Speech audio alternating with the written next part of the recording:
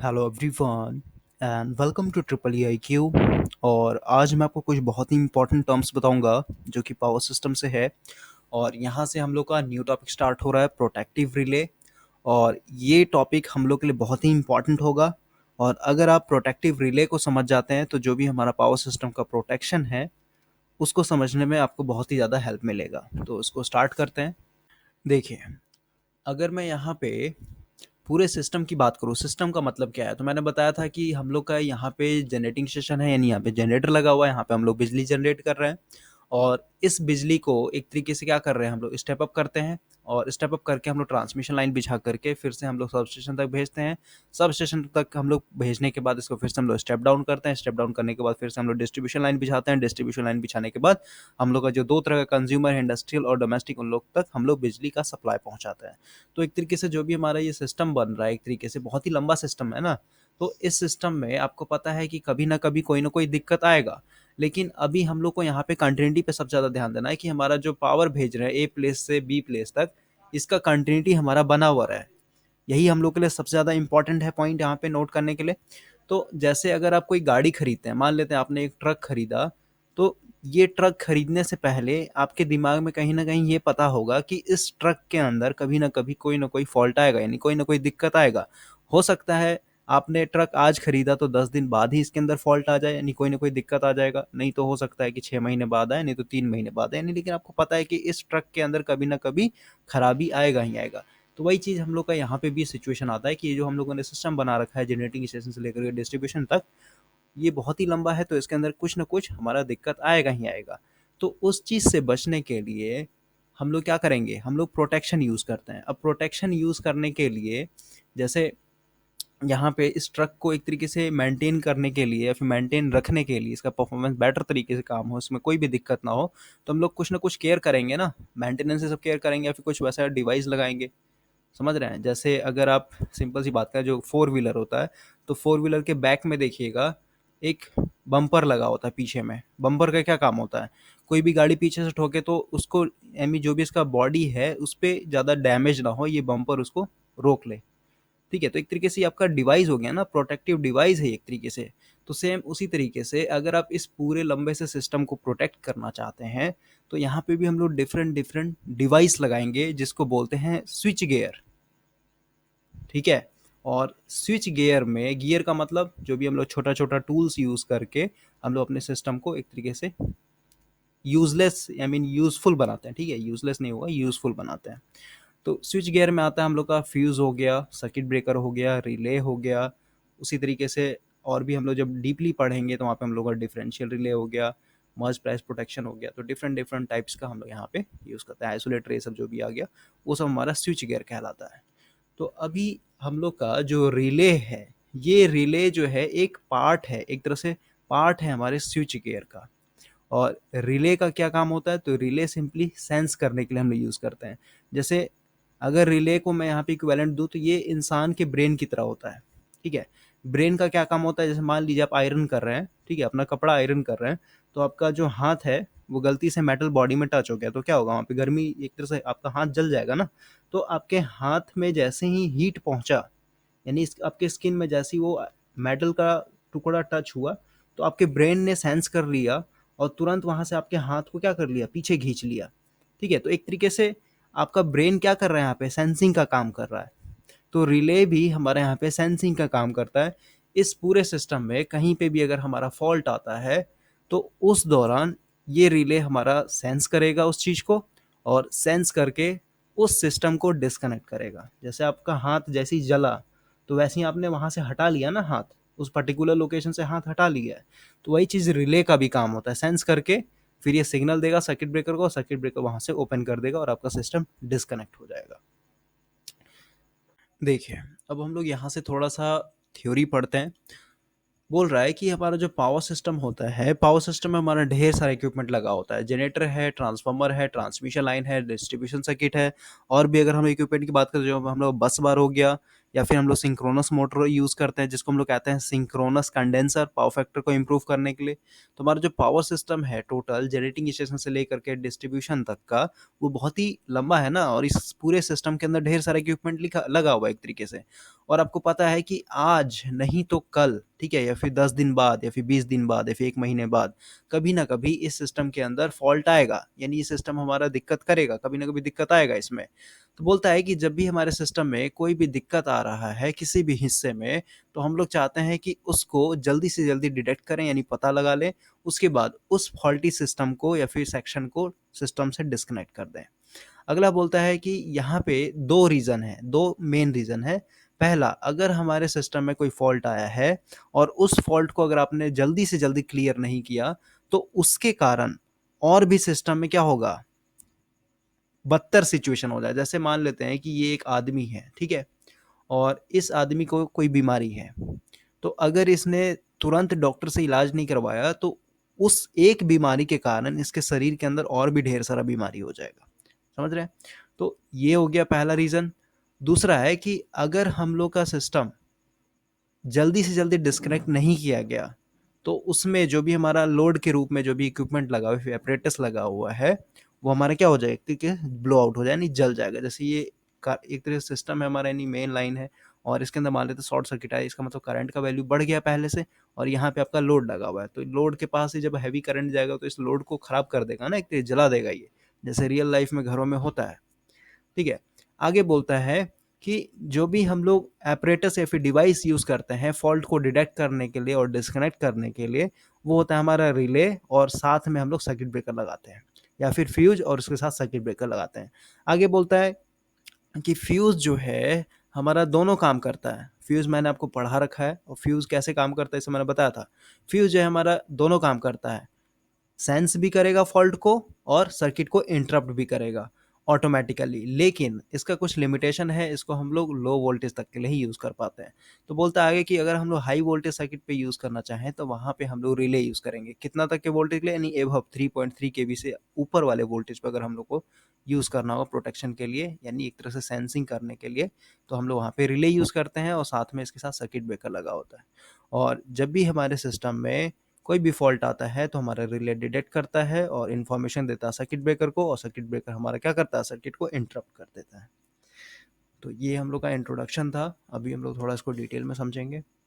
देखिए, अभी आगे बढ़ने से पहले हम लोग इस लाइन डायग्राम को समझते हैं डिटेल में, और अगर आपने इस चीज़ को समझ लिया ना, तो आपको पूरा रिले का कॉन्सेप्ट समझ में आ जाएगा।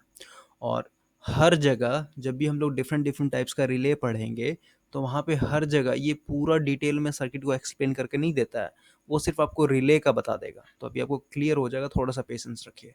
देखिए, ये हम लोग का लाइन डायग्राम है, तो मैंने बताया था कि लाइन डायग्राम समझाने के लिए फिर जब भी हम लोग बनाते हैं तो सिंगल फेज लेकर के चलते हैं। यानी अगर कोई आपका 3 फेज सिस्टम है, तो 3 फेज सिस्टम में एक तरीके से अगर लाइन डायग्राम बनाना होगा तो एक लाइन को दिखाया जाएगा। तो ये एक तरह से बस बार हो गया, यानी इधर कहीं पे आपका जनरेटर लगा होगा, तो यहाँ से आपका लाइन आया बस बार में, और बस बार से हम लोग फिर सिंगल फेज लाइन बिछा रहे हैं, आगे की तरफ लेकर के जा रहे हैं। तो यहाँ पे सर्किट ब्रेकर लगा हुआ है, यहाँ पे सीटी लगा हुआ है, और अभी हम लोग मान लेते हैं केस 1 में, मान लेते हैं कि अभी हम लोग का नॉर्मल कंडीशन है। नॉर्मल कंडीशन मतलब कोई भी फॉल्ट नहीं आ रखा है। तो अभी मान लेते हैं कि इस सिस्टम में कुछ ना कुछ करंट फ्लो हो रहा होगा। मान लेते हैं आई एम्पियर हमारा करंट फ्लो हो रहा था जब हमारा कंडीशन नॉर्मल है, ठीक है? तो ये सीटी जो है करंट दे रहा होगा यहाँ पे, यानी इस वाइंडिंग में, यानी यहाँ पे आपका आई एम्पियर करंट आ रहा होगा।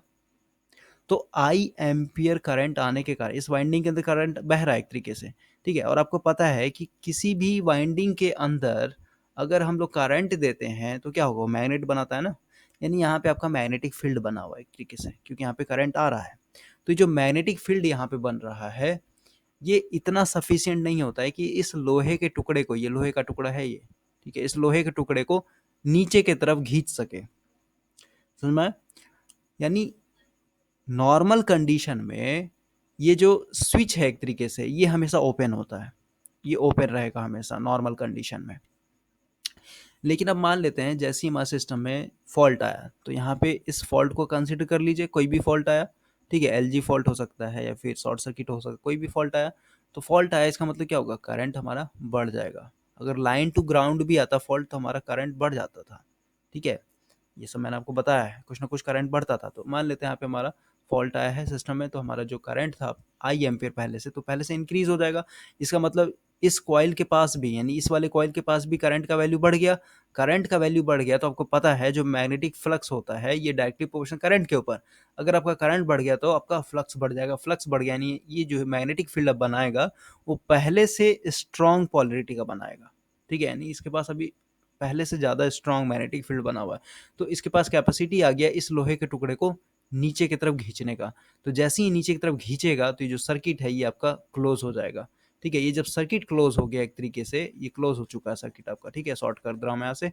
सर्किट जब ये क्लोज हो गया तो एक तरीके से देखिए यहाँ पे आपका बैटरी लगा हुआ है, ये आपका बैटरी है, ठीक है। ये सिस्टम पूरा क्लोज हो गया, यानी बैटरी जो है अब आपका सप्लाई देगा, यानी बैटरी से आपका करंट जाएगा इस कॉइल के पास, और इस कॉइल को कहते हैं ट्रिप कॉइल। अब ट्रिप कॉइल इसका नाम क्यों पड़ा, देखिए इस बैटरी से हमारा करंट आ गया इसके पास, मान लेते आई एम्पियर करंट आया, तो ये भी एक तरीके से कॉइल है ना, तो ये भी क्या होगा, मैग्नेटिक फील्ड बना देगा अपना, समझे।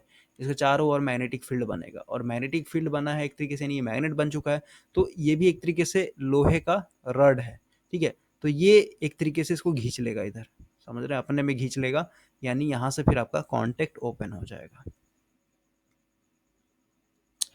ठीक है। ये आपका यहाँ पे सर्किट ब्रेकर पूरा पूरा ओपन हो गया। इस तरीके से हमारा पूरा सिस्टम काम करता है। तो अभी आगे हम लोग पढ़ेंगे रिले के बारे में, ये तो मैंने प्रिंसिपल बता दिया किस तरीके से हमारा सिस्टम में काम करता है।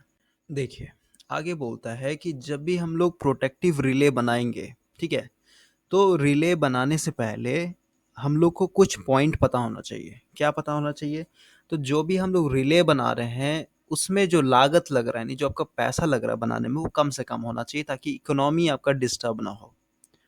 दूसरा है इसका जो डिज़ाइन होना चाहिए ये सिंपल होना चाहिए, क्योंकि कोई भी इक्विपमेंट बना रहे हैं और अगर उसका डिज़ाइन सिंपल हो तो आपको जो खर्च लगेगा, यानी जो पैसा लगेगा उस चीज़ को बनाने के लिए, वो कम लगेगा ना। यानी अगर आपका सिंपल डिज़ाइन होगा तो ऑटोमेटिक आपका इकोनॉमी बना हुआ रहेगा।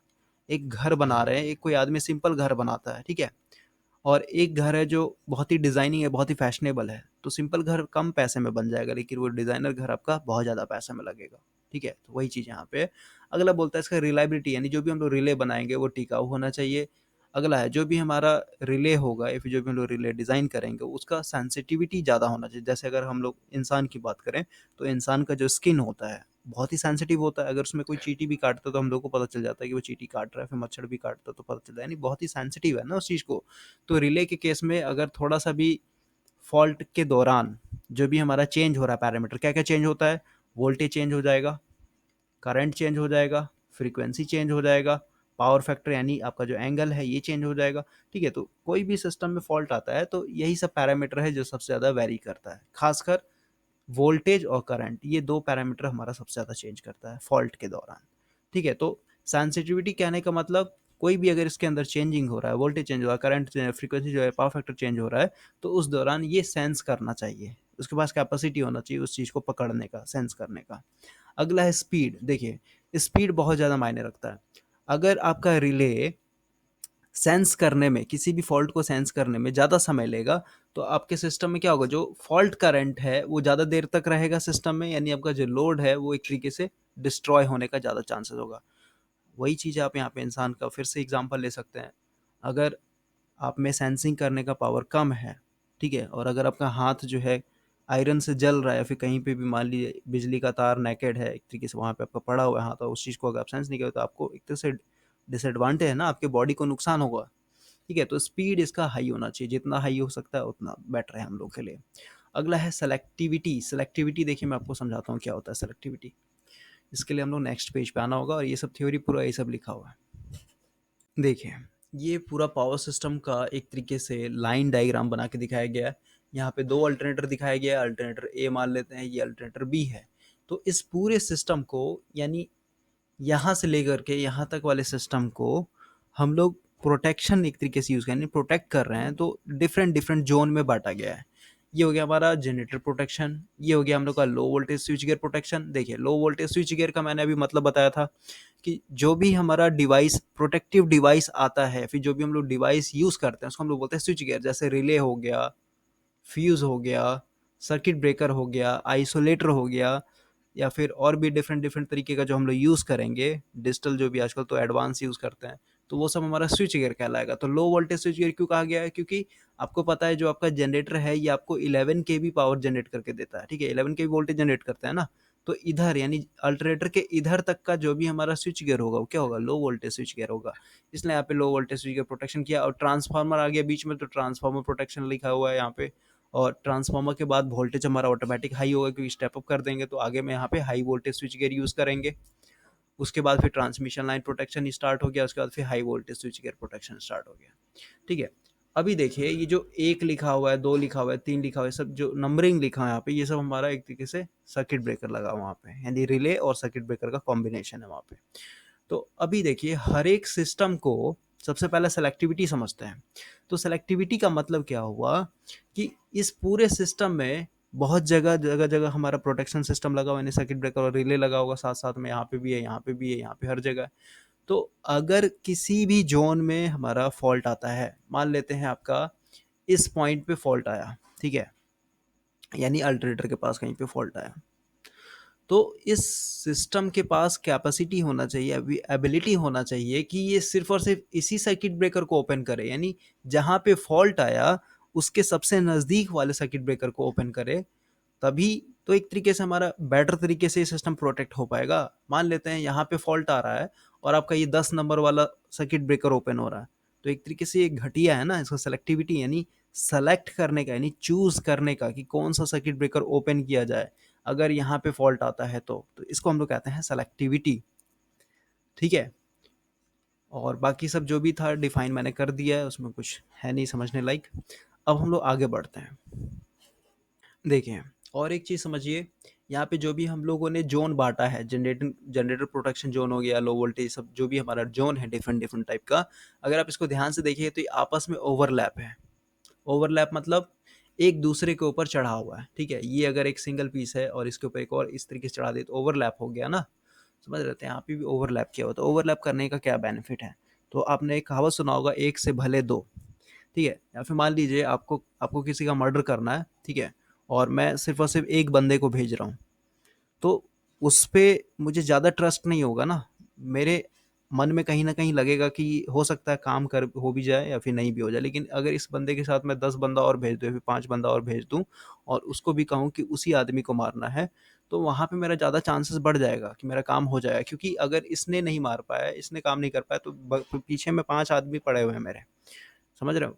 तो यहाँ पे वही चीज़ है, अगर हम लोग यहाँ पे सिस्टम को ओवरलैप कर देते हैं तो यहाँ पे हमारा जो भी फॉल्ट है उसको हम लोग बेटर तरीके से, एक तरीके से हम लोग सेंस कर सकते हैं, उस चीज़ को डिस्कनेक्ट कर सकते हैं। इसलिए हमारा सिस्टम हमेशा ओवरलैप किया जाता है। देखिए उसी तरीके से हर एक चीज़ को डिफाइन किया गया है, स्पीड को डिफाइन किया गया है, उसके बाद सेंसिटिविटी को डिफाइन किया गया है।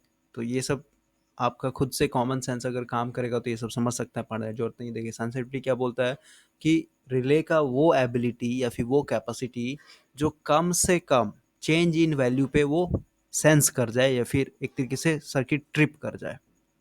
जैसे अगर आपका करंट की बात करें या फिर वोल्टेज की बात करें, तो थोड़ा सा भी अगर इसमें चेंजिंग आ रहा है, ठीक है, as compare to normal value, तो वहाँ पे अगर हमारा रिले सेंस कर लेता है उस चीज़ को, इसका मतलब क्या है कि उसका सेंसिटिविटी बहुत ही हाई है, ठीक है। तो सेंसिटिविटी जो होना चाहिए रिले का वो हमारा बेटर होना चाहिए, अच्छा होना चाहिए, ताकि कम से कम चेंज को भी वो पकड़ सके।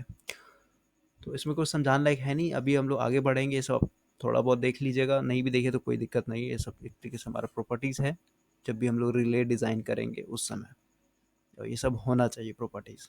देखिए उसी तरीके से और भी पॉइंट है, इस पॉइंट को समझते हैं रिलायबिलिटी। रिलायबिलिटी का मतलब होता है टिकाऊ होना। तो जो भी हम लोग रिले बनाएंगे वो हमारा टिकाऊ होना चाहिए, और अगर टिकाऊ नहीं होगा तो ये हमारा क्या होगा, लाइबिलिटी का काम करेगा। लाइबिलिटी का मतलब क्या होता है?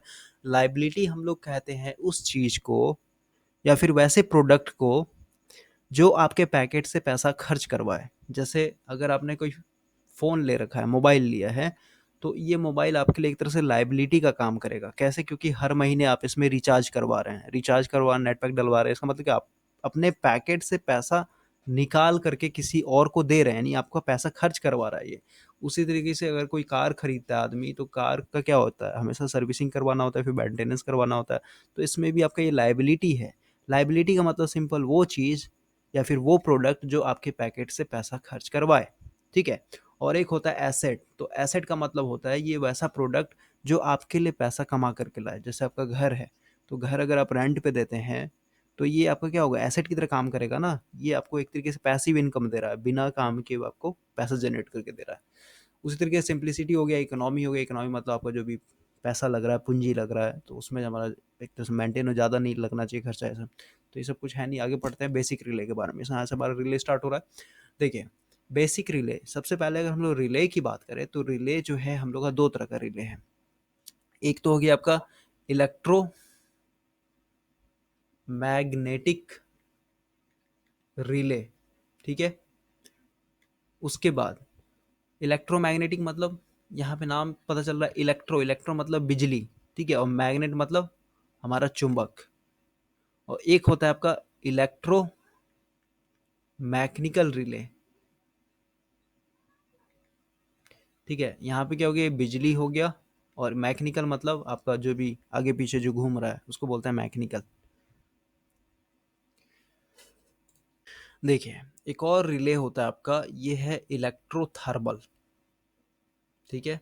यहाँ पे ये बिजली हो गया, यानी इलेक्ट्रिक हो गया, और थर्मल मतलब आपका हीट हो गया।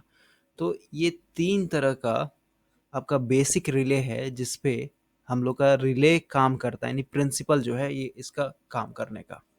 तो सबसे पहले यहाँ से थ्योरी पढ़ते हैं थोड़ा। बोलता है कि ज़्यादातर पावर सिस्टम में जो भी हम लोग रिले यूज़ करते हैं, वो हमारा या तो करंट के चेंज होने से ऑपरेट होगा, या तो फिर वोल्टेज के चेंज होने से ऑपरेट होगा, ठीक है। यानी सबसे ज़्यादा जो हमारा फॉल्टी कंडीशन में पैरामीटर चेंज होता है, वो होता है हमारा या तो करंट का या तो फिर वोल्टेज का। और यही दोनों सबसे ज़्यादा हमारा चेंज करता है पूरे पावर सिस्टम में। बोलता है कि इस चीज़ को सेंस करने के लिए हम लोग वोल्टेज ट्रांसफार्मर लगाएंगे, या फिर हम लोग करंट ट्रांसफार्मर लगाएंगे, ठीक है। तो ये सब मैंने आपको स्टार्टिंग में बता दिया था। अब हम लोग डायरेक्ट यहाँ से पढ़ते हैं। देखिए, आगे बोलता है यहाँ से हम लोग का इलेक्ट्रोमैग्नेटिक अट्रैक्शन रिले है, उसके बाद हमारा इलेक्ट्रोमैग्नेटिक इंडक्शन रिले है। तो ये जो दो रिले आ रहा है ना, ये दोनों रिले आएगा आपका इलेक्ट्रोमैग्नेटिक रिले के प्रिंसिपल में, ठीक है। यानी आप यहाँ पे बिजली यूज करके मैग्नेट बनाइएगा, ठीक है। और आपका मैग्नेट जब बन जाएगा, तो मैग्नेट के पास कैपेसिटी होता है किसी भी लोहे को अपने पास चिपकाने का, ठीक है। और ये जो लोहा का टुकड़ा है, ये कुछ नहीं, आपका ये ट्रिप कॉइल का क्या होता है, वो प्लंजर जिसको बोलते हैं हम लोग। तो अभी हम लोग इसको पढ़ेंगे, समझ में आएगा आपको। देखिए, एक और रिले होता है आपका, ये है इलेक्ट्रोथर्मल, ठीक है। यहाँ पे ये बिजली हो गया, यानी इलेक्ट्रिक हो गया, और थर्मल मतलब आपका हीट हो गया। तो ये तीन तरह का आपका बेसिक रिले है जिसपे हम लोग का रिले काम करता है, यानी प्रिंसिपल जो है ये इसका काम करने का। तो सबसे पहले यहाँ से थ्योरी पढ़ते हैं थोड़ा। बोलता है कि ज़्यादातर पावर सिस्टम में जो भी हम लोग रिले यूज़ करते हैं, वो हमारा या तो करंट के चेंज होने से ऑपरेट होगा, या तो फिर वोल्टेज के चेंज होने से ऑपरेट होगा, ठीक है। यानी सबसे ज़्यादा जो हमारा फॉल्टी कंडीशन में पैरामीटर चेंज होता है, वो होता है हमारा या तो करंट का या तो फिर वोल्टेज का। और यही दोनों सबसे ज़्यादा हमारा चेंज करता है पूरे पावर सिस्टम में। बोलता है कि इस चीज़ को सेंस करने के लिए हम लोग वोल्टेज ट्रांसफार्मर लगाएंगे, या फिर हम लोग करंट ट्रांसफार्मर लगाएंगे, ठीक है। तो ये सब मैंने आपको स्टार्टिंग में बता दिया था। अब हम लोग डायरेक्ट यहाँ से पढ़ते हैं। देखिए, आगे बोलता है यहाँ से हम लोग का इलेक्ट्रोमैग्नेटिक अट्रैक्शन रिले है, उसके बाद हमारा इलेक्ट्रोमैग्नेटिक इंडक्शन रिले है। तो ये जो दो रिले आ रहा है ना, ये दोनों रिले आएगा आपका इलेक्ट्रोमैग्नेटिक रिले के प्रिंसिपल में, ठीक है। यानी आप यहाँ पे बिजली यूज करके मैग्नेट बनाइएगा, ठीक है। और आपका मैग्नेट जब बन जाएगा, तो मैग्नेट के पास कैपेसिटी होता है किसी भी लोहे को अपने पास चिपकाने का, ठीक है। और ये जो लोहा का टुकड़ा है, ये कुछ नहीं, आपका ये ट्रिप कॉइल का क्या होता है, वो प्लंजर जिसको बोलते हैं हम लोग। तो अभी हम लोग इसको पढ़ेंगे, समझ में आएगा आपको। देखिए, यहाँ पे हम लोग का सबसे पहला रिले है एट्रैक्टेड आर्मेचर टाइप रिले। और इस रिले में अब पूरा सर्किट को नहीं दिखाया जाएगा, जो मैंने स्टार्टिंग में आपको पूरा लाइन डायग्राम समझाया था वो यहाँ पे नहीं समझाया जाएगा हर जगह, ये बस रिले को दिखाया गया है। तो वहाँ पे क्या फिगर था, ये आपका बस बार था, और बस बार से आपने यहाँ से आपका ये मेन लाइन स्टार्ट हो रहा था, यहाँ पे आपने सर्किट ब्रेकर लगा रखा था,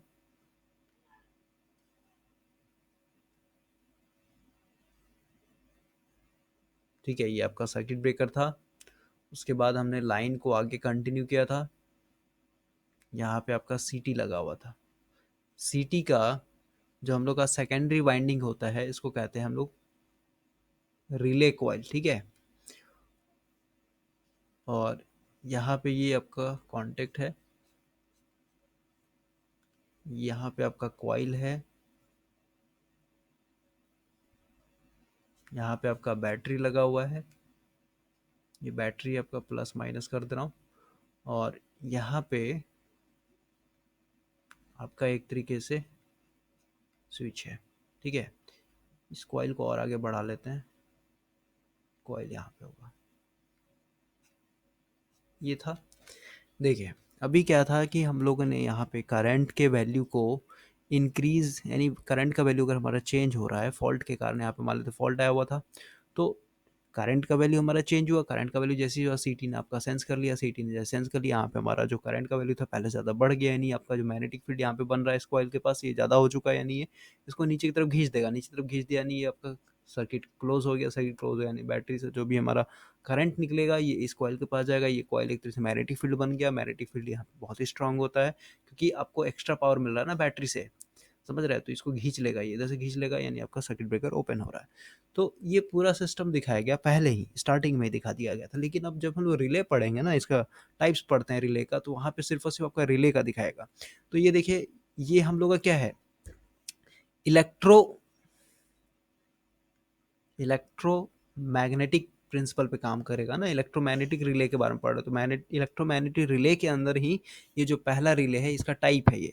तो यहाँ पे हम लोग क्या कर रहे हैं कि हम लोग यहाँ पे सिंपली मैग्नेट बनाना चाहते हैं, क्योंकि यहाँ पे भी तो मैग्नेट पे ही काम कर रहा है, यहाँ पे भी मैग्नेट की तरह, क्योंकि मैग्नेट बना तभी तो ये खींच रहा है ना इसको, और ये मैग्नेट बना तभी तो ये एक तरीके से कॉइल जो है एक तरीके से बड़ा ट्रिप हुआ, ट्रिप मतलब ये नीचे नीचे सरक जाता है, उसी को कहते हैं ट्रिप होना, समझ रहे, ट्रिप मतलब स्विच ऑन कर देना एक तरीके से, और कुछ नहीं है।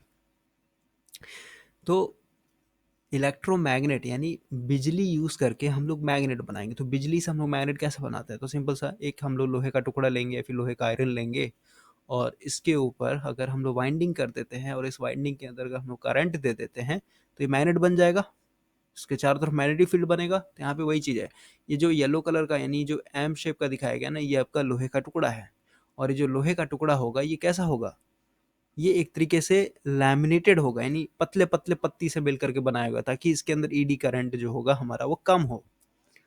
समझ में आया ईडी करंट क्या होता है, मैं भी आपको समझाता हूँ, ऐसे मैंने बहुत बार समझा चुका है, तो अगर आपको याद होगा तो मैं भी ऐसे समझाता हूँ। तो ये हमारा लैमिनेटेड आयरन का कोर है, और इसके ऊपर हम लोग ने वाइंडिंग कर रखा है, यानी ये हमारा कॉइल है, और इस कॉइल में देखिए यहाँ इसमें यानी सीटी में ये हमारा क्या है, ये रिले कॉइल इसको बोलते हैं, तो इसको बोलेंगे रिले कॉइल, ये जो लाल रंग का वाइंडिंग किया हुआ है ये होता है हमारा रिले कॉइल। तो इस कॉइल के अंदर हमेशा क्या होगा, करंट होगा, क्योंकि देखिए यहाँ से सीटी है ना, इस रिले कॉइल के अंदर हमेशा करंट आता रहता है लाइन से। तो जब हमारे सिस्टम में नॉर्मल करंट होगा तो उस समय का ये सिचुएशन दिखाएगा कि बैलेंस्ड है एक तरीके से, लेकिन जैसे ही हमारा करंट बढ़ा, इस वाइंडिंग के अंदर करंट बढ़ा, इसका मतलब क्या होगा, ये पहले से ज़्यादा मैग्नेटिक फील्ड स्ट्रांग बन गया होगा यहाँ पे। अब पहले से ज़्यादा जैसे ही मैग्नेटिक फील्ड यहाँ पे स्ट्रांग बना, तो इसको क्या करेगा, खींचेगा, समझ रहे हैं। यहाँ पे भी क्या होगा, ये मैग्नेट अट्रैक्ट करेगा ना, अट्रैक्ट जैसे ही करेगा, जैसे यहाँ पे अट्रैक्ट कर रहा था, तो अट्रैक्ट करा मतलब इसको खींच दिया नीचे, तो ये क्या होगा, खींचेगा, यानी इधर वाला जो होगा आपका क्या होगा, ये सर्किट ट्रिप कर जाएगा, ठीक है, यानी हल्का सा भी मूवमेंट हुआ ना, क्योंकि मैग्नेटिक फील्ड आपका पहले से ज़्यादा स्ट्रांग हो चुका है, तो ये सटेगा ही ना ऊपर में, समझ रहे हैं। जैसे कि यहाँ पे मैंने दिखाया ये एक तरह से नीचे सट रहा है, तो सट रहा है तो एक तरह से क्या होगा, पूरा सर्किट क्लोज हो गया, बैटरी से आपका पावर इस कॉइल में आ गया, अब कॉइल आपका भी मैग्नेट बन गया, फिर इधर से खींच देगा। तो यहाँ पे ये आधा फोटो दिखाया गया है, पूरा फोटो यहाँ पे मैंने आपको बगल में दिखा रखा है, समझे। तो इस तरीके से काम करता है, और इसको जब आप पढ़िएगा तो वही चीज़ देखिए, बोलता है हाउएवर, जब भी हमारे सिस्टम में शॉर्ट सर्किट आता है तो करंट जो होता है हमारे रिले कॉइल में, इस लाल वाला वाइंडिंग में, वो हमारा इंक्रीज हो जाता है, और ये करंट सफिशियंट होता है आर्मेचर को अपवर्ड डायरेक्शन में अट्रैक्ट करने के लिए।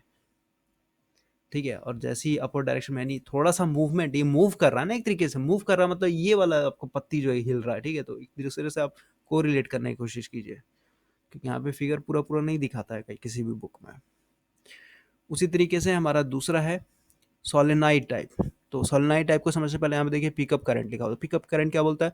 बोलता है ये हम लोग का वो मिनिमम करंट है जिस पे हमारा रिले जो होता है वो अट्रैक्ट हो जाता है, यानी आप कह सकते हैं कि जो रिले का कॉइल है ये ट्रिप कर जाता है, ठीक है। मिनिमम करंट जिस पे आपका ये जो लोहे का टुकड़ा है ये नीचे की तरफ सट जा रहा है, यानी एक तरह ऐसे भी कह सकते हैं कि पिकअप करंट वो मिनिमम करंट है जिस पे हम लोग का ये जो कांटेक्ट है ये क्लोज हो जा रहा है, ठीक है।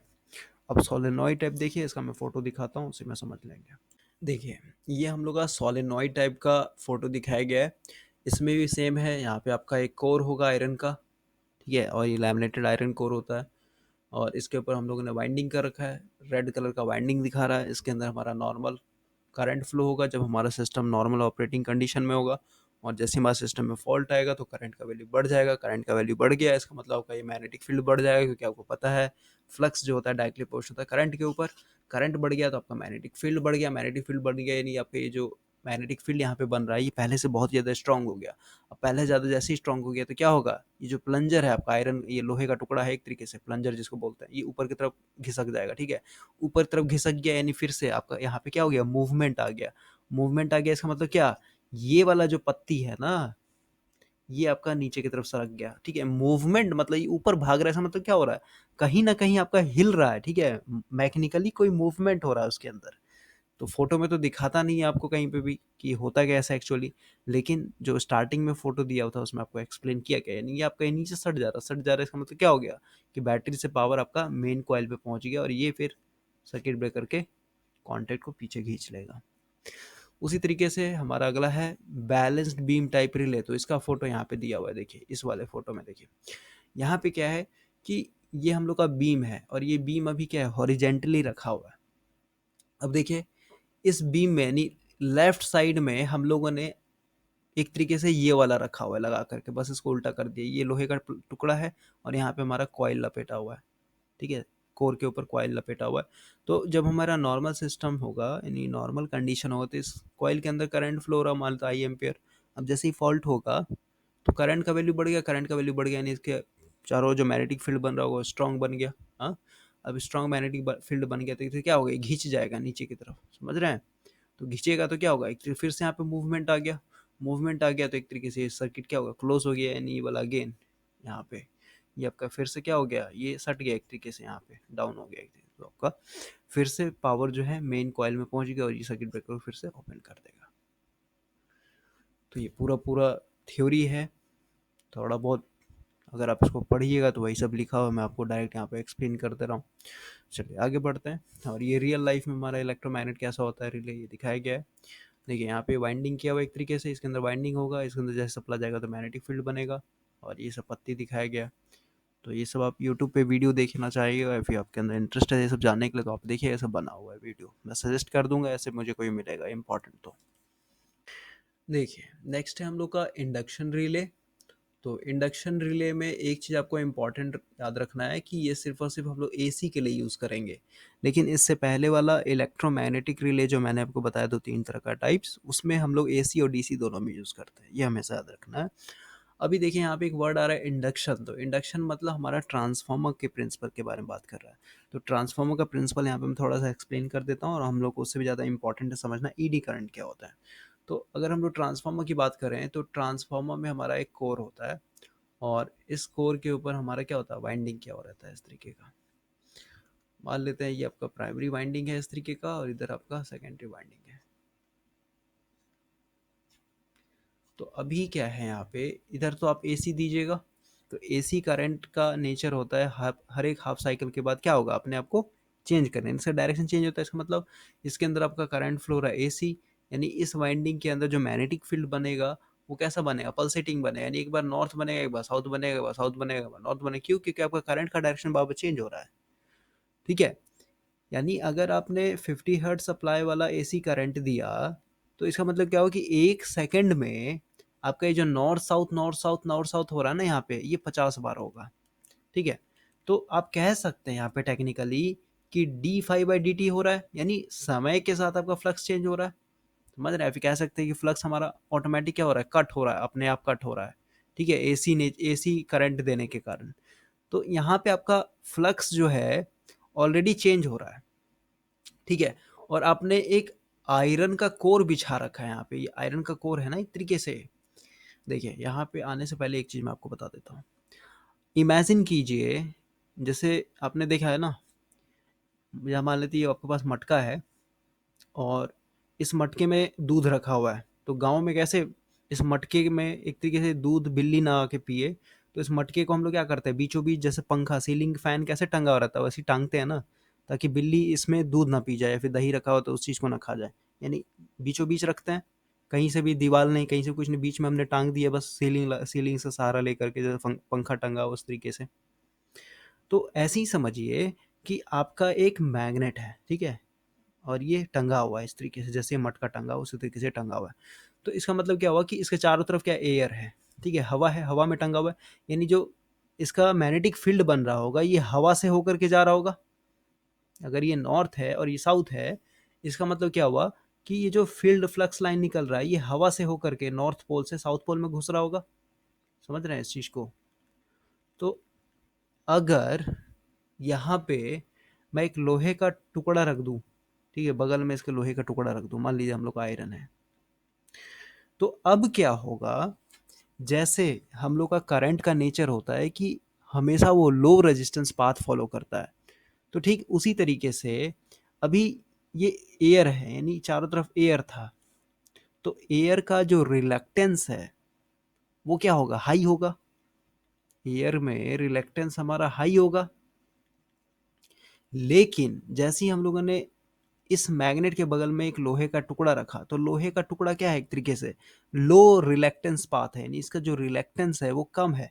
तो ज्यादा से ज्यादा जो मैग्नेटिक फ्लक्स लाइन होगा ना, ये इस लोहे के टुकड़े से हो करके अपना पूरा सर्किट कंप्लीट करेगा। क्यों? क्योंकि इसको लो रिलेक्टेंस पाथ मिला हुआ, जैसे हमारा current low resistance path follow करता है उसी तरीके से ये जो फ्लक्स लाइन है ये भी हमारा लो रिलेक्टेंस पाथ फॉलो करेगा। तो यहाँ पे वही चीज है, ये जो कोर हम लोगों ने दिया है, ये कोर जो होगा ना, ये एक तरीके से लो रिलेक्टेंस पाथ की तरह काम कर रहा है। तो ज्यादा से ज्यादा जो फ्लक्स, ये जो हम लोग का नॉर्थ साउथ बन रहा है, ये फ्लक्स जो होगा हम लोग का इस कोर से होकर के इस तरीके से अपना सर्किट कंप्लीट करेगा। ठीक है, इस तरीके का। और अभी आपको पता है कि ये जो जिस डायरेक्शन में जो मैंने सर्कल पर्पल कलर का बनाया है, इसमें हमारा नॉर्थ से पल्सेटिंग फ्लक्स एक तरीके से सेटअप हो रखा है ये। तो एक तरह से फील्ड चेंज हो रहा है ना, फ्लक्स आपका चेंज हो रहा है, तो फ्लक्स चेंज हो रहा है तो इस वाइंडिंग के अंदर हमारा ईएमएफ इंड्यूस हो जाता है। ठीक है, और ईएमएफ इंड्यूस हो गया तो आपको सिंपल सी बात है, यहाँ पे लोड लगा होगा कोई भी, तो आपका यहाँ पे ऑटोमेटिक करंट आ जाएगा। तो ये आपका ट्रांसफार्मर का प्रिंसिपल था। और कोर हम लोग क्यों लगाते हैं, एक तरीके से ये आपको समझ में आ गया होगा, ताकि हम लोग लो रिलेक्टेंस पाथ दे सकें। ठीक है, अगर भाई कोर नहीं यूज करते, हवा ही रखते एक तरीके एयर, तो एयर का क्या है, लो रिलेक्टेंस पाथ नहीं ना है ये, एज कम्पेयर टू आयरन, तो वहाँ पे हम लोग का लॉसेस ज़्यादा हो जाता। वैसे भी ये आयरन देने के बाद भी हमारा कुछ ना कुछ क्या होता है, जो फ्लक्स बन रहा है जैसे ऐसे निकलता है ना, इस तरीके से। यहाँ पे तो फिगर में बना नहीं पाऊंगा अच्छे से, लेकिन बुक में या फिर नेट पे देखिएगा तो वहाँ पे बताया हुआ रहता है। अभी हम लोग यहाँ पे ईडी करंट को समझते हैं। देखिए, अब हम लोग यहाँ से ईडी करंट को समझते हैं और ईडी करंट लॉस क्या होता है उसको समझते हैं। तो अभी जो जो मैं बोल रहा हूँ उस चीज़ को आप ध्यान से सुनिएगा, तभी आपको समझ में आएगा। यहाँ पे दो फिगर दिखाया गया है, ये हम लोग का 3D ट्रांसफार्मर का फोटो है और ये हम लोग का 2D ट्रांसफार्मर का फोटो है। अभी आपको पता है कि इस ट्रांसफार्मर के अंदर जो भी हम लोग सप्लाई देंगे ये हमेशा एसी होता है, यानी इसके अंदर हमारा करंट एसी है, और अल्टरनेटिंग करंट होने के कारण यहाँ पे जो मैग्नेटिक फील्ड बनेगा नॉर्थ साउथ बनेगा, यानी आपका एक मैग्नेटिक फील्ड सेटअप होगा जो कि अपना नॉर्थ साउथ कवर करेगा इस कोर से होकर के। यानी यहाँ पे भी नॉर्थ साउथ हो रहा है, फिर साउथ नॉर्थ हो रहा है, फिर नॉर्थ साउथ हो रहा है, यानी हर एक पॉइंट पे, क्योंकि आपका फ्लक्स इधर से बह रहा है ना, इधर से इस डायरेक्शन से बह रहा है। ठीक है, तो आप कह सकते हैं कि इस कॉइल के पास भी आपका क्या हो रहा होगा, नॉर्थ साउथ, फिर south north, south north, south north, एक तरीके से चेंज हो रहा होगा अपने आप, इस तरीके से जैसे मेरा कर्सर पल्सेट करा उस तरीके से। तो आपको पता है जनरेटर का प्रिंसिपल अगर मैं बताऊं तो क्या होता है कि अगर आपका ये नॉर्थ है और अगर आपका ये साउथ मैग्नेट है, तो एक तरह से फील्ड लाइन आपका इस तरीके से जा रहा है, समझ रहा है। और इस मैग्नेटिक फील्ड में अगर आप कोई कंडक्टर रखते हैं और इस कंडक्टर को अगर आप घुमा देते हैं, कंडक्टर को अगर घुमा देते हैं तो फ्लक्स कट करेगा, फ्लक्स कट करेगा यानी आपका इस कॉइल के अंदर क्या हो जाएगा, ईएमएफ इंड्यूस होगा, ईएमएफ इंड्यूस होने के कारण अगर यहाँ पे लोड लगा तो हमारा ये करंट आ जाएगा। दूसरा प्रिंसिपल क्या है वोल्टेज जनरेट करने का, कि अगर आपका कोई मैग्नेटिक फील्ड है, ठीक है, कॉइल को आप स्टेशनरी कर दीजिए, ये आपका कॉइल स्टेशनरी है यानी इसको हम लोग को घुमाना नहीं है। लेकिन अगर आपने मैग्नेटिक फील्ड को पल्सेट कर दिया, मतलब एक बार अगर इधर नॉर्थ बना रहा है और इधर साउथ बना रहा है, तो अगले केस में अगर इधर साउथ बन गया इधर नॉर्थ बन गया, तो आपका ऑटोमेटिक फील्ड लाइन क्या हो रहा है, पहले इधर से था फील्ड लाइन, लेकिन अचानक से जैसे हमारा पॉलिटी चेंज होता है फील्ड लाइन इधर से हो गया, यानी ऑटोमेटिक क्या हो रहा है, फ्लक्स अपने आप में ही कट कर रहा है ना। तो इसके अंदर भी हमारा ईएमएफ इंड्यूस हो जाएगा, समझ रहे हैं। तो यहाँ पे भी वही है, इस कॉइल के पास हमारा मैग्नेटिक फील्ड पल्सेट कर रहा है, तो इसके अंदर हमारा ईएमएफ इंड्यूस होना एक सिंपल सी बात है, ठीक है, इसमें ईएमएफ इंड्यूस हो गया है। अब देखिए, अब क्या है, अब मुझे ये बताइए जो कोर है, ये कोर भी तो लोहे का है ना, समझ रहे हैं, ये कोर आपका आयरन, अब हम लोग कोर की बात करेंगे, सिर्फ सिर्फ कोर लेके चलिए। तो ये जो कोर है, इस कोर के चारों तरफ भी तो north south, north south, north south, north एक तरीके से हो रहा है, पल्सेट हो रहा है इस तरीके से जैसे कर्सर हो रहा है मेरा। तो आप कह सकते हैं कि इस कोर के अंदर भी एक करंट इंड्यूस हो रहा होगा, यानी एक ईएमएफ इंड्यूस हो रहा होगा, और ईएमएफ इंड्यूस होने के कारण हमारा एक करंट आ रहा होगा, समझ रहे हैं। तो इसी चीज को यहाँ पे मैंने दिखाया है क्रॉस सेक्शन से। यहाँ पे जो फील्ड सेटअप हो रहा है चारों ओर, ठीक है, ये हमारा पल्सेटिंग है, पल्सेटिंग है, इसका मतलब क्या हुआ, यहाँ पे फिर से आइए, इसके चारों तरफ साउथ नॉर्थ, नॉर्थ साउथ इस तरीके बन रहा है ना, तो इसके अंदर हमारे स्कोर के अंदर क्या होगा, हमारा एक करंट फ्लो होगा, आई करंट फ्लो होगा, इसी को कहते हैं हम लोग ईडी करंट। और अब देखिए, अब मैं इस चीज को दो केस से समझाता हूँ। केस वन मानते हैं, केस वन में हम लोग कोर के लिए, यानी जो हम लोग का कोर है ये सॉलिड मान लेते हैं, ठीक है, सॉलिड मतलब आप इमेजिन कीजिए आपके पास जो मोबाइल है, आपका जो मोबाइल है ये एक तरीके का आपका कोर है, एक तरीके समझ लीजिए, लंबा सा मोबाइल जो है वो आपका कोर है, ठीक है, तो मोबाइल आपका सॉलिड है ना। तो अभी क्या होगा, अभी आपका इसके अंदर करंट कैसे इंड्यूस हो गया ये आपको समझ में आ गया होगा, और ये करंट क्या होगा, एक तरीके से इसी कोर के अंदर फ्लो होते रहेगा, क्यों, क्योंकि और कोई इसको रास्ता ही नहीं दे रहा है ना, समझ रहे हैं। अब बोलिए इस पे तो वाइंडिंग क्या हो भाई, जो वाइंडिंग करते हैं ना इंसुलेटेड होता है वो, ठीक है, कोर का करंट कभी भी वाइंडिंग में नहीं आएगा, या फिर वाइंडिंग का करंट कोर में नहीं आता है कभी भी, क्योंकि इंसुलेटेड है ना, समझ रहे हैं। तो इस कोर के अंदर जो हमारा करंट इंड्यूस हुआ है, इसको मैं आई लिख देता हूँ, ठीक है, आई यानी डी करंट, ये इसी कोर के अंदर फ्लो होते रहता है, इसको कोई रास्ता ही नहीं दिया गया कहीं से बहने के लिए, कहीं पे भी बहने के लिए, ठीक है। तो ये जो करंट में यानी कोर के अंदर जो करंट फ्लो हो रहा है, एक तरीके से ये अपने आप को डिसिपिएट करेगा, तो हीट के फॉर्म में डिसिपिएट करेगा, क्योंकि कोई रास्ता ही नहीं है ना, इसको इसी में घूमते रहेगा, इसी में घूमते रहेगा, समझ रहे हैं, चारों तरफ। अब देखिए, अगर हम लोग केस वन की बात करें कि हमारा जो कोर है ये सॉलिड है, ठीक है, सॉलिड मतलब वही मोबाइल आपका, तो यहाँ पे अगर हम लोग आर बराबर रो एल बाय एरिया की बात करें, तो एक सॉलिड है ना, मोटा आपका मोबाइल का थिकनेस होगा ना कुछ, तो यहाँ पे एरिया ज़्यादा है, एरिया ज़्यादा है, इसका मतलब आपका रेजिस्टेंस कम है कोर का, कोर की बात हो रही है, यानी रेजिस्टेंस कम है कोर का, इसका मतलब ये जो करंट होगा, यानी जो ईडी करंट इंड्यूस होगा ये आपका ज़्यादा होगा।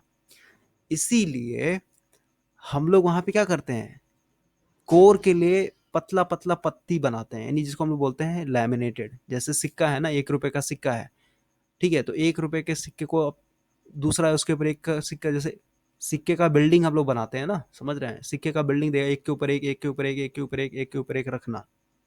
तो ठीक उसी तरीके से हम लोग क्या करते हैं, कोर के लिए पतला पतला लोहे का टुकड़ा काटते हैं।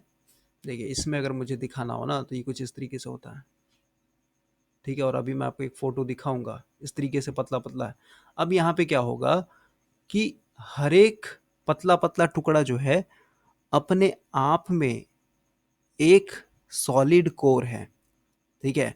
तो उस दौरान अगर आप एक पत्ती की बात करते हैं तो यहाँ पे R equal to rho l by area है, यानी एरिया अब हमारा पहले के मुताबिक यानी इस सॉलिड वाले कोर के मुताबिक कम हो गया है। तो एरिया कम हो गया एक तरीके से, तो रेजिस्टेंस आपका बढ़ गया, और रेजिस्टेंस अगर आपका बढ़ गया तो इस वाले कोर में यानी जो लैमिनेटेड कोर है, इस कोर में जो आपका ईडी करंट होगा ये आपका कम हो जाएगा। समझ रहे हैं, क्योंकि रेजिस्टेंस बढ़ गया ना भाई, तो ईडी करंट कम हो गया, तो इसके अंदर जो आपका ये डिसिपेट हो रहा है हीट के फॉर्म में, वो आपका हीट कम हो जाएगा। इतना कुछ समझने के बाद अब हम लोग यहाँ पे इंडक्शन रिले को समझते हैं। देखिए, पहले फिगर को देखिए, अभी हम लोग यहाँ पे प्रिंसिपल समझ रहे हैं, और प्रिंसिपल ही मेन है समझना, टाइप्स तो पूरा थ्योरी होता है वो। अभी यहाँ पे क्या कर रहे हैं हम लोगों ने, यहाँ पे दो फ्लक्स बना के रखा हुआ है पहले से ही, ठीक है, फाई वन और फाई टू, ठीक है। इसको फाई टू कर लीजिए और इसको फाई वन कर लीजिए, ठीक है। तो फ्लक्स लाइन कैसा होता है, इमेजिनरी होता है ना, आप उसको रियल लाइफ में तो देख नहीं सकते हैं। जैसे एटमॉस्फेयर में हवा चल रहा है तो हवा को आप देख नहीं सकते हैं ना, समझ रहे हैं। तो ये पूरा जो फ्लक्स बन रहा होगा अपने आप में, ये इस तरीके से हो रहा होगा। मैं आपको बस समझाने के लिए बता रहा हूँ, ठीक है। मान लेते हैं ये पूरा फ्लक्स है यहाँ से लेके यहाँ तक, ठीक है। यानी ये आपका नॉर्थ हो गया और ये आपका साउथ हो गया, क्योंकि फ्लक्स का डायरेक्शन नीचे दिखा रहा है, तो इसका मतलब नॉर्थ आपका ऊपर होगा और साउथ नीचे होगा। अभी देखिए, अगर आप इसके बीच में एक डिस्क डाल रहे हैं, एल्युमिनियम का एक डिस्क होता है हम लोग का, ठीक है। एल्युमिनियम का डिस्क अगर बीच में घुसाते हैं तो बीच में जब घुसाइएगा तो ये फ्लक्स क्या होगा, बीच से कट जाएगा ना, ठीक है। इसलिए आधा हिस्सा फ्लक्स का ऊपर रह गया, आधा हिस्सा नीचे रह गया, ठीक है। कोई दिक्कत नहीं होना चाहिए, यानी ये आपका आधा हिस्सा टूट गया, आधा हिस्सा नीचे रह गया, आधा हिस्सा ऊपर है इसका फ्लक्स का, ये आधा हिस्सा बीच में हमारा ये डिस्क बना के दिखा दिया। पहले ये बिना डिस्क का था, पूरा पूरा दिखाया गया, डिस्क डालेंगे तो इस तरीके से दिखाया गया। अब देखिए, ये जो फ्लक्स हम लोगों ने जनरेट किया है ना, ये एसी करंट दे करके जनरेट किया है दोनों में। तो एसी करंट देंगे तो आपको पता है कि ये फ्लक्स जो होगा हमारा फ्लक्चुएट कर रहा होगा, समझ रहे हैं, इस तरीके से north south north south north south. तो इसके बीच में अगर हम लोगों ने एक कंडक्टर डाल दिया तो क्या होगा, इस कंडक्टर में भी नॉर्थ साउथ हो रहा होगा, यानी इसके अंदर हमारा क्या होगा, ईएमएफ इंड्यूस होगा, और ईएमएफ इंड्यूस होगा और उसके कारण एक करंट फ्लो होगा, और ये जो करंट होगा वो कौन सा करंट होगा, ईडी करंट होगा। समझ में आया, क्योंकि एल्युमिनियम डिस्क है ना, ये एक तरीके से कोर की तरह काम करेगा यहाँ पे। तो ये जो करंट इंड्यूस होगा ईडी करंट होगा, इसके अंदर दो करंट इंड्यूस होगा, क्योंकि यहाँ पे दो फ्लक्स जो है फ्लक्चुएट कर रहा है, एक तो आई वन होगा और एक हमारा ये दूसरे वाले फ्लक्स हमारा आई टू होगा। तो वही चीज़ यहाँ पे दो फ्लक्स एक तरह करंट दिखाया गया है, ठीक है। अब देखिए, देखिए अभी हम लोग का यहाँ पे जो करंट इंड्यूस हुआ आई वन और आई टू, इस करंट का कुछ ना कुछ डायरेक्शन होगा, तो इस डायरेक्शन को फाइंड आउट करना हम लोग के लिए इम्पॉर्टेंट है। देखिए, यहाँ पे करंट का डायरेक्शन एंटी क्लॉकवाइज दिखा रहा है, तो एंटी क्लॉकवाइज कैसे हो गया, इस चीज़ को समझते हैं। तो इस चीज़ के लिए बेसिक समझना होगा अभी।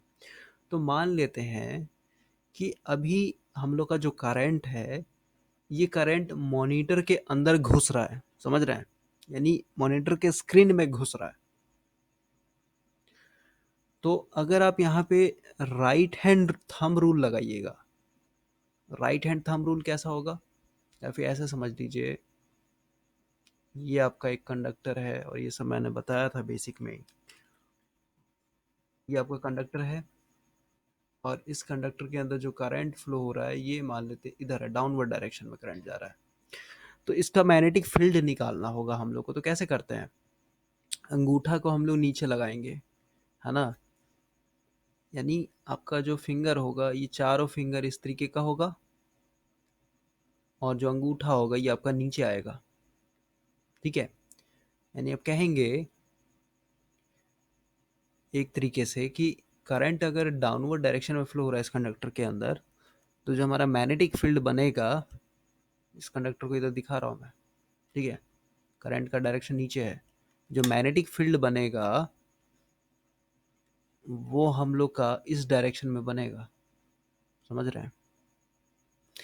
और अगर हम लोग का मैग्नेटिक फील्ड यानी मैग्नेटिक फील्ड इस डायरेक्शन में बह रहा है यानी क्लॉकवाइज बह रहा है, तो आप कह सकते हैं कि इस लूप का यानी जो सर्कल मैंने बनाया है, इस सर्कल के लेफ्ट हैंड साइड में नॉर्थ होगा और राइट हैंड साइड में साउथ होगा। तभी तो ये डायरेक्शन बता रहा है कि नॉर्थ से हमारा फ्लक्स निकल रहा है और साउथ में घुस रहा है। समझ रहे हैं? यानी इधर आपका नॉर्थ हो गया और इधर आपका साउथ हो गया। ठीक है, तो अब सेम चीज देखिए, यहाँ पे आपका फ्लक्स का डायरेक्शन दिखा दिया डाउनवर्ड। तो अभी जो हम लोग का सप्लाई दे रहे हैं वो तो एसी दे रहे हैं ना, तो एसी तो हम लोग का हर एक हाफ साइकिल के बाद चेंज हो रहा है। यानी हर एक टाइम में एक बार इधर नॉर्थ बन रहा हो, एक बार साउथ बन रहा हो, एक बार साउथ बन रहा हो, एक बार नॉर्थ बन रहा हो। समझ रहे हैं?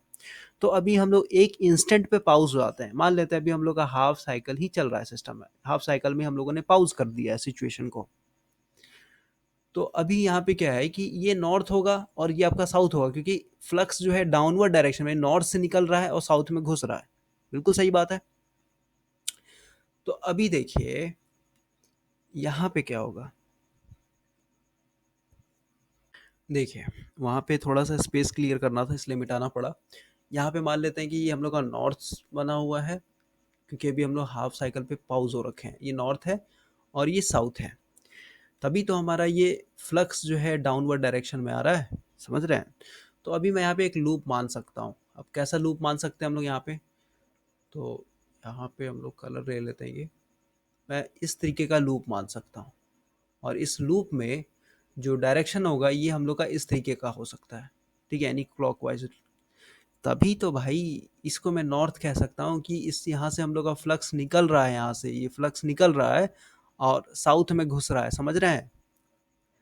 ये नॉर्थ मान लिया, इसका मतलब क्या हो, यहाँ से फ्लक्स लाइन निकल रहा हो, तो फ्लक्स लाइन बिल्कुल सही बात है, ये एरो बता रहा है फ्लक्स लाइन यहाँ से निकल रहा है। ठीक है, और ये साउथ में इन कर रहा है। अभी देखिए,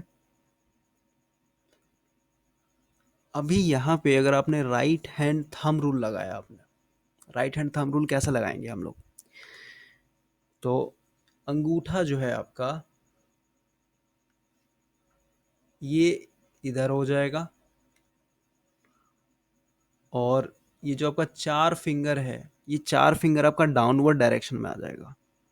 ठीक है, अब आपके मन में एक कंफ्यूजन हो रहा होगा कि भाई फ्लक्स तो इधर से भी निकल रहा है, तो इसको भी तो हम लोग नॉर्थ मान सकते थे ना, क्योंकि ये एरो इसका मतलब क्या है, यहाँ से फ्लक्स निकल रहा होगा। क्योंकि अगर मैं इस एरो को लेकर के कह सकता हूँ, इस एरो के भरोसे मैं कह सकता हूँ कि ये नॉर्थ है और ये साउथ है, तो आप ये भी कह सकते हो ना कि इस एरो को भी लेकर के तो मैं कह सकता हूँ कि ये नॉर्थ होगा और ऊपर वाला साउथ होगा, क्योंकि यहाँ से फ्लक्स लाइन निकल रहा है। तो ये आपका सोचना सही है, लेकिन यहाँ पे बुक में ऑलरेडी दे रखा है फ्लक्स का डायरेक्शन किधर है, डाउन है। समझ रहे हैं? ये एरो बता रहा है, इसलिए मैंने यहाँ पे ले लिया। ठीक है, ये नॉर्थ है और ये हम लोग का साउथ है। समझ में आया? तो अभी यहाँ पे राइट हैंड थंब रूल लगाइए। राइट हैंड थंब रूल जब लगाइएगा ना, तो ये अंगूठा हो गया आपका, ये अंगूठा हो गया, और ये जो चार फिंगर होगा ना आपका, ये डाउनवर्ड डायरेक्शन में आ जाएगा, ये डाउनवर्ड। ठीक है, ये आपका अंगूठा फिंगर है चारों डाउनवर्ड डायरेक्शन में। यहाँ पे फिगर कुछ ऐसे बना नहीं है, लेकिन आप इमेजिन कीजिएगा। ठीक है, तो आपका ये जो अंगूठा है, ये अंगूठा क्या बता रहा है, करंट का डायरेक्शन, यानी जो ईएमएफ इंड्यूस होगा उसका करंट का डायरेक्शन कैसा होगा, एंटी क्लॉकवाइज होगा। देखिए, ये कुछ इस तरीके का सिचुएशन होगा हम लोग का। ठीक है, ये आपका फ्लक्स था, यहाँ पे आपका डिस्क लगा हुआ था, यहाँ पे आपका नीचे का फ्लक्स था, ये मैंने आप नॉर्थ मान रखा है, ये मैंने साउथ मान रखा है।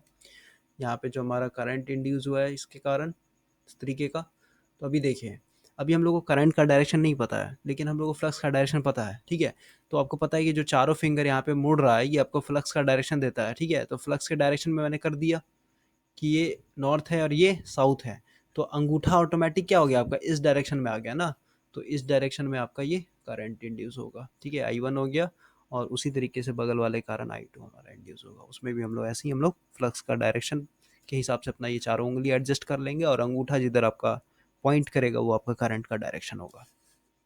देखिए, थ्योरी पढ़ते हैं हम लोग, बोलता है कि इंडक्शन रिले जो होता है हमारा, इंडक्शन मोटर के प्रिंसिपल पे काम करता है और इसको हम लोग ज़्यादातर यूज़ करते हैं, नहीं सबसे ज़्यादा वाइडली यूज़ करते हैं एसी क्वांटिटीज़ में, यानी एसी में ही यूज़ करेंगे, डीसी में कभी भी हम लोग यूज़ नहीं करेंगे। अगला बोलता है कि इंडक्शन रिले जो होता है इसमें हमारा एक एल्युमिनियम डिस्क होता है जो कि दो अल्टरनेटिंग मैग्नेटिक फील्ड में प्लेस्ड किया जाता है। अल्टरनेटिंग मतलब वही d phi by d t, ठीक है, समय के साथ चेंज होते रहना। और ये हमारा टाइम और स्पेस में डिस्प्लेस होता है। टाइम एंड स्पेस क्या होता है, जब मैं ट्रांसमिशन लाइन बिछा रहा था, I mean समझा रहा था, तो उस समय मैंने आपको बताया था। तो अगर हम लोग एसी साइनसोइडल वेव फॉर्म की बात करें, क्योंकि हमारा इंडक्शन है तो इंडक्शन हमेशा एसी पे काम करता है, तो ये क्या है, टाइम का भी फंक्शन है। टाइम का फंक्शन मतलब ये हमारा टाइम एक्सिस है। यहाँ पे मान लेते हैं 1 सेकंड होगा, यहाँ पे 2 सेकंड होगा, यहाँ पे 3 सेकंड होगा, यहाँ पे 4 सेकंड, यहाँ पे 5 सेकंड। तो हर एक इंस्टेंट पे, यानी हर एक समय के बाद, फिर हर एक पल के बाद समय, यानी करंट अपना चेंज कर रहा ना, वैल्यू यहाँ पे 0 था, फिर यहाँ पे मान लेते हैं 1 सेकंड, मान लेते हैं 2 एम्पियर था, फिर यहाँ पे 5 एम्पियर था, फिर यहाँ पे 10 एम्पियर था, समझ रहे हैं, यानी चेंज कर रहा है मैग्नीट्यूड को। और स्पेस का फंक्शन क्या है, स्पेस मतलब हवा में, ठीक है। तो इमेजिन कीजिए कि ये एक बड़ा सा नदी है, समझ रहे हैं, और इस नदी में कोई सांप तैर रहा है इस तरीके से। तो ये जब आगे बढ़ रहा है एक तरीके, क्योंकि मैंने आपको बताया था कि वेव जो होता है हम लोग का ट्रैवल करता है, तो ये जब आगे बढ़ रहा है एक तरीके से, तो आगे बढ़ रहा है तो ये समय के साथ अपना लोकेशन चेंज कर रहा है ना। पहले ये वेव यहाँ पे था, फिर आगे जब बढ़ेगा तो ये वेव कहाँ पहुंच जाएगा, ये वेव आगे सरक जाएगा, समझ रहे हैं। या फिर ऐसे समझ में नहीं आता तो स्पेस का मतलब क्या है कि अगर यहाँ से लेके यहाँ तक, यानी half cycle plus half, positive half cycle plus positive, negative half cycle को जोड़ करके जो डिस्टेंस हो रहा है, मान लेते 5 मीटर है, ठीक है।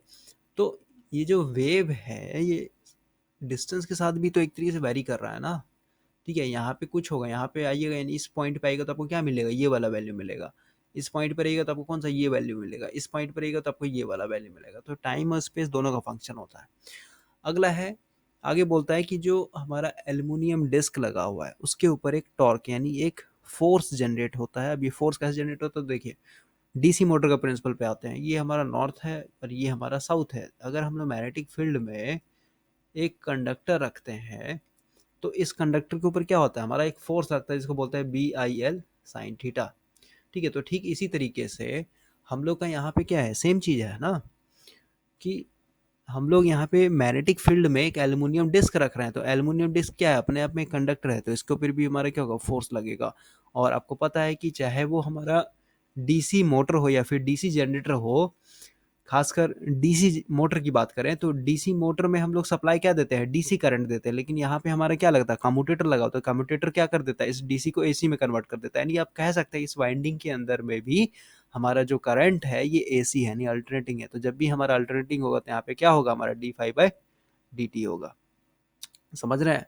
मोटर के केस में भाई हम लोग क्या देते हैं, सप्लाई करंट देते हैं ना, डीसी करंट देंगे तो कम्यूटेटर से होके जाएगा, तो ये क्या होगा, इसमें एसी आ जाएगा। एसी आ गया मतलब इस कॉइल के अंदर जो मैग्नेटिक फील्ड बनेगा वो कैसा होगा, D five by d T के नेचर में होगा। और ऑलरेडी इधर हमारा परमानेंट मैग्नेट बना हुआ है नॉर्थ एंड साउथ, तो क्या होगा, इंटरेक्ट करेगा ना। इंटरेक्ट करने के बाद इसके ऊपर फोर्स लगेगा एक तरीके से, ठीक है।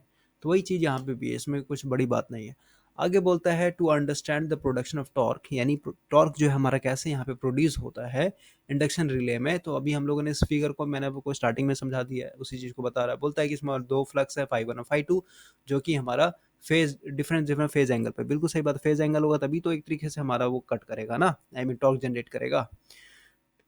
और यहाँ पे बोलता है कि जो हमारा ईडी करंट होगा आई टू और आई वन जो इंड्यूस हुआ है, वो 90 डिग्री क्या करेगा, फ्लक्स से लैग करेगा। बिल्कुल सही बात है, क्योंकि जो आपने फ्लक्स क्रिएट किया है फाई वन और फाई टू, ये कैसे किया होगा, आपने सिंपली सोलेनॉइड बनाया होगा ना, एक लोहे का टुकड़ा लिया होगा, इसके ऊपर आपने तार लपेटा होगा, तभी तो ये फाई वन और फाई टू जनरेट हुआ। लेकिन इस डायग्राम में तो दिखाया नहीं है, लेकिन आप यहाँ पे तो प्रैक्टिकली सोच सकते हैं कि ऐसे ही यहाँ पे जनरेट किया गया होगा।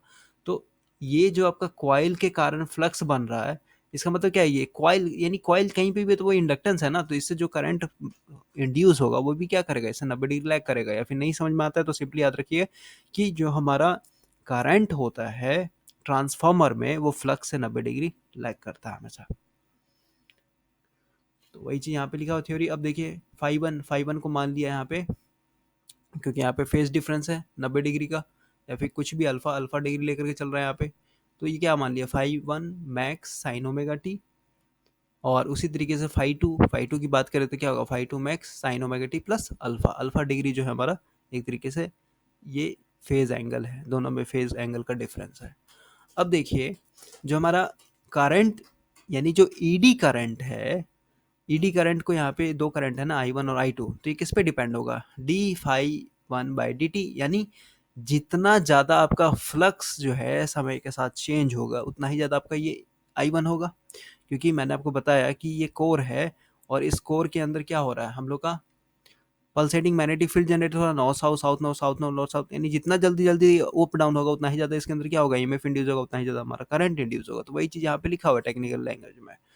अब ये देखिए डी बाई डी टी यानी डिफ्रेंशिएशन है एक तरीके से, है ना। तो सबसे पहले फाई वन का वैल्यू इसने ऊपर से पुट कर दिया, ये वाला वैल्यू यहाँ पे पुट कर दिया इसने। अब इस चीज़ का डिफ्रेंशिएट कर दिया है, तो डिफ्रेंशिएट किया, देखिए क्या बनेगा।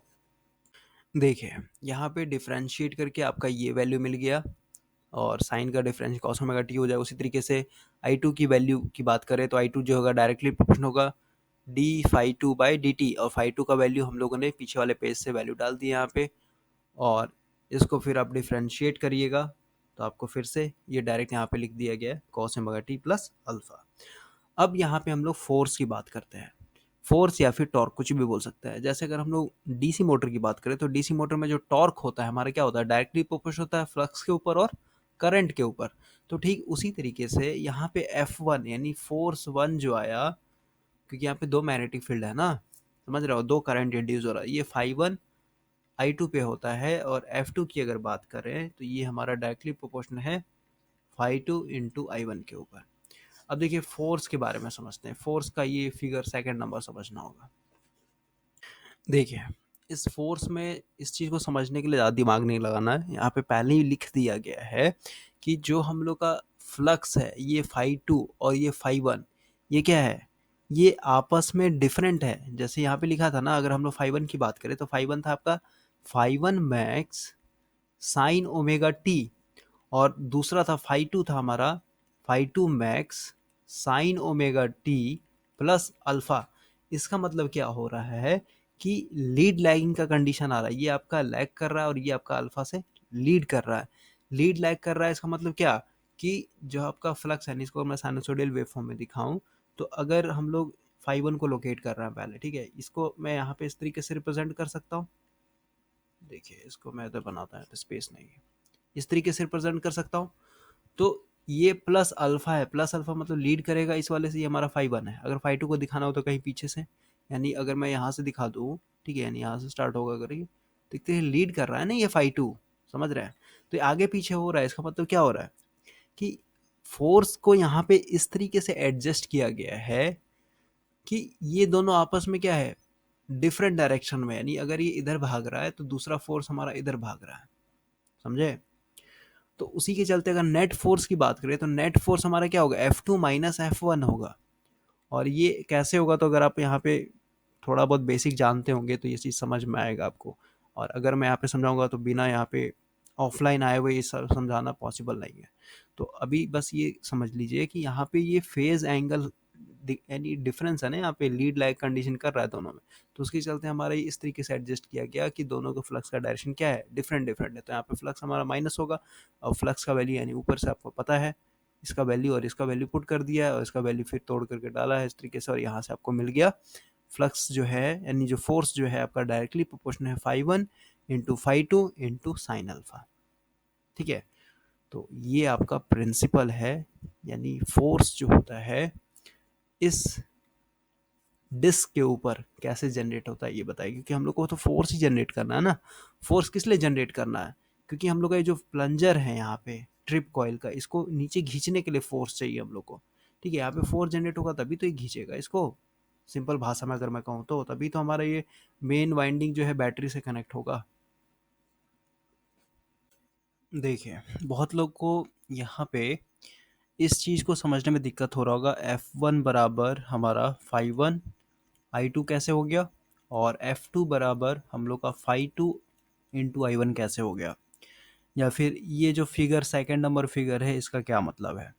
तो देखिए ये डिस्क के अंदर ये हमारा डिस्क था एल्युमिनियम का, और इस डिस्क के अंदर हमारा दो करंट इंड्यूस हुआ। एक तो आपका I1 हुआ, ठीक है, जो कि यहाँ पे डॉटेड लाइन से दिखाया हुआ, इधर वाला I2 है ये, और इसके अंदर एक और करंट इंड्यूस हुआ और वो है आपका I1, ठीक है। तो अभी सिर्फ और सिर्फ करंट को लेकर के चला है इसने। तो यहाँ पे देखिए ये एक तरीके से क्या हो रहा है, ये ओवरलैप हो रहा है इस पोर्शन में, इतना हिस्सा इधर वाले में ये, और ये ओवरलैप है। इसमें क्या मतलब है कि इधर से तो आपका I1 करंट आ रहा है, ठीक है, इधर से I1 आ रहा है, लेकिन जब आप यहाँ पे बात करते हैं तो ये जो करंट है यहाँ पे, ये करंट कैसा है, एक तरीके से ये करंट आपका कौन सा है, ये I1 है ना, समझ रहे हैं, ये I1 है। और इधर से जो करंट जा रहा है ये आपका कैसा है, ये आपका I2 है, ठीक है। और अभी आपको यहाँ पे फोर्स पता करना है, यानी टॉर्क एक तरीके से। तो टॉर्क किस में हम लोग पता करते हैं, मोटर के केस में, तो यहाँ पे हम लोग फ्लेमिंग लेफ्ट हैंड रूल लगाएंगे अगर हम लोग को फोर्स का डायरेक्शन पता करना हो तो फ्लेमिंग लेफ्ट हैंड रूल कैसे लगेगा, यहाँ पे देखिए, इस डायग्राम को देखिए, यहाँ पे ये आपका दो करंट है, ठीक है, इसमें आपका I2 है, इसमें आपका I1 है, इधर से करंट बहेगा यानी यहाँ पे आपका I2 आएगा, इधर से करंट आएगा यानी यहाँ पे आपका I1 होगा। अभी हम लोग इस पॉइंट पे फ्लेमिंग लेफ्ट हैंड रूल लगा रहे हैं। तो फ्लेमिंग लेफ्ट हैंड रूल आपको पता है कि हम लोग का जो फ्लक्स है ये क्या है, ऊपर में मान लेते हैं φ1 है, तो φ1 नीचे की तरफ है ना, समझ रहे हैं। तो ये इंडेक्स फिंगर बताता है फ्लक्स का डायरेक्शन, ठीक है, यानी फ्लक्स हमारा नीचे जा रहा है, यानी ये आपका नॉर्थ था और ये साउथ था, ठीक है। अभी देखिए ये जो मिडिल फिंगर है, ये मिडिल फिंगर बताता है करंट का डायरेक्शन। अब बिल्कुल सही है, करंट का डायरेक्शन हम लोग क्या है, यहाँ पे एक तरीके से इसको आप थोड़ा सा देखिए, अगर आप खुद से लगाइएगा ना, ये फिगर उतना एक्यूरेट नहीं है, एंगल सही नहीं है फिगर का, लेकिन आप खुद से जब लगाइएगा तो आपको करंट का डायरेक्शन पता चल जाएगा। और फोर्स देखिए, अंगूठा का जो फोर्स है किधर जा रहा है, इधर भाग रहा है, समझे। तो उसी के चलते यहाँ पे वही दिखा है, करंट हमारा इधर आ रहा है, फोर्स हमारा इधर लगेगा, फ्लक्स जो है नीचे जा रहा है, ठीक है। तो ये F2 हमारा दिखा दिया। अब देखिए उसी तरीके से अगर हम लोग यहाँ पे लगाते हैं तो यहाँ पे भी हम लोग का वही है, यहाँ पे जब लगाए तो करंट का डायरेक्शन इधर भागेगा और फोर्स जो होगा आपका इधर भागेगा। आप लगा के देखिएगा आपका आएगा। तो अभी देखिए ये फोर्स F2 है और ये फोर्स F1 है। तो फोर्स F2 जो है किसके कारण जनरेट हो रहा है, करंट I1 के कारण और फ्लक्स I2 के कारण, ठीक है। और वही F1 की बात करें तो F1 फ्लक्स φ1 के कारण और करंट I2 के कारण। तो उसीलिए यहाँ पे डायरेक्शन प्रोपोर्शनल कर दिया गया है। देखिए इस चीज़ को मैं फिर से यहाँ पे समझा रहा हूँ और इस चीज़ को ध्यान से समझिएगा। अभी ये जो है ना, ये 3D डायमेंशन है। ये जो फिंगर बता रहा है मेरा, ये अंगूठा एक्स एक्सिस, ये हम लोग का वाई एक्सिस, और ये जो होता है हम लोग का जेड एक्सिस है, ठीक है। तो अभी क्या है, हमारे सिस्टम में दो करंट है, एक करंट ये और दूसरा करंट हम लोग का ये, ठीक है। इधर से जो करंट आ रहा है यानी I1 आएगा, ये डाउनवर्ड डायरेक्शन में होगा, और इधर से जो करंट आ रहा है I2 यानी यहाँ पे आपका अपवर्ड डायरेक्शन में होगा, ठीक है। तो अभी देखिए, अभी करंट की अगर बात करें तो करंट कौन सा एक्सिस है, हम लोग का जेड एक्सिस पे आ रहा है, ठीक है।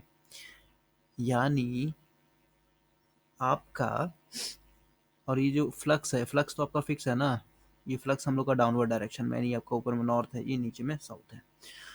तो अभी हम लोग इस पॉइंट पे यानी I1 के लिए हम लोग यहाँ पे राइट लेफ्ट हैंड रूल एक तरह से अप्लाई कर रहे हैं, फ्लेमिंग लेफ्ट हैंड रूल। तो ये फिंगर आपका डाउनवर्ड डायरेक्शन में दिखा रहा है, यानी ये वाई एक्सिस हो गया, समझ में आया। ये आपका फोर्स का डायरेक्शन बता रहा है, क्योंकि थंब हमेशा फोर्स का डायरेक्शन, तो इसको आप एक्स एक्सिस मान लीजिए, फोर्स हो गया। और ये करंट का डायरेक्शन बता रहा है, तो करंट क्या होगा, करंट को हम लोग 3D डायमेंशन कैसे दिखाते हैं, इस तरीके से दिखाते हैं ना, समझ रहे हो। तो ये आपका जेड एक्सिस यानी ये आपका करंट हो गया, समझ रहे हैं। तो ये इसमें फंडा, ये 3D डायमेंशन में है भाई, समझे? इसीलिए यहाँ पे देखिए तिरछा करके दिखा है यहाँ पे, ठीक है? ये और ये फील्ड को ऊपर दिखा दिया है, वो अलग बात है, नीचे की दिखाई कोई मतलब नहीं है, सब सही है, ठीक है? तो इस चीज़ को आप समझिएगा तो अभी समझ में आएगा। और वही सेकंड केस में नहीं, अगर आप I2 के लिए लगाते हैं तो I2 के लिए क्या होगा, देखिए इसके लिए मैं फोटो क्लिक करके आपको दिखाता हूँ। देखिए, अगर आप यहाँ पे यानी I2 के लिए फ्लेमिंग लेफ्ट हैंड रूल लगाते हैं तो आपका कुछ हाथ इस तरीके का करना होगा आपको, ठीक है? यहाँ पे देखिए ये अंगूठा आपका फोर्स का डायरेक्शन बताएगा, ये इंडेक्स फिंगर आपका यहाँ पे मैग्नेटिक फील्ड का डायरेक्शन, और ये बीच वाला फिंगर जो कि उधर की तरफ मुड़ा हुआ है, दिख नहीं रहा है, वो आपका बताएगा करंट का डायरेक्शन। बिल्कुल सही बात है, करंट का डायरेक्शन इसी डायरेक्शन में है ना, देखिए तो आपका फिंगर, आप एक तरह से को रिलेट कीजिए तभी समझ में आएगा, ठीक है? क्योंकि ये 2D डायमेंशन में दिखाया गया और ये 3D डायमेंशन में है, तो करंट का डायरेक्शन इधर ही भाग रहा है ना, आपका फिंगर भी तो उधर ही भाग रहा है, समझ रहे हैं? और ये मैग्नेटिक फील्ड लाइन नीचे है और ये आपका फोर्स जो होगा इधर लगेगा, और एक बार टाइम में फोर्स इधर लग रहा था, दोनों आपस में कैंसल आउट करेगा। तो वही सब करके यहाँ पे कैलकुलेशन किया गया है। और ये देखिए ये थोड़ा स्टैंडर्ड बुक है, तो यहाँ पे हम लोग का ये रिलेशन आ गया, फोर्स बराबर, ठीक है? ये फोर्स बराबर आ गया रिलेशन हम लोग का। अब देखिए यहाँ पे कुछ और, यहाँ पे इस इक्वेशन में चेंजिंग कर रहे हैं, यहाँ पे डायरेक्टली प्रोपोर्शनल का साइन है, तो इसको आप जब इक्वल टू का साइन दीजिए तो यहाँ पे के कांस्टेंट आ जाएगा, ठीक है?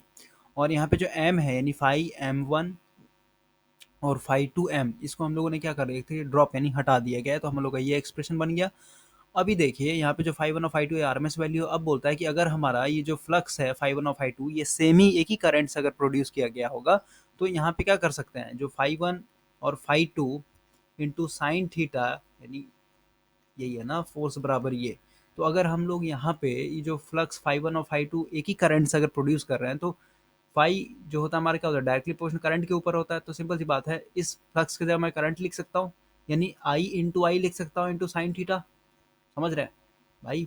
फ्लक्स का सिंपली आप आई वैल्यू पुट कर दीजिए ना, दोनों आपस में बराबर है एक तरीके से, तो क्या हो जाएगा आपका फोर्स बराबर क्या हो जाएगा आपका, के इंटू आई स्क्वायर इंटू साइन थीटा, ठीक है?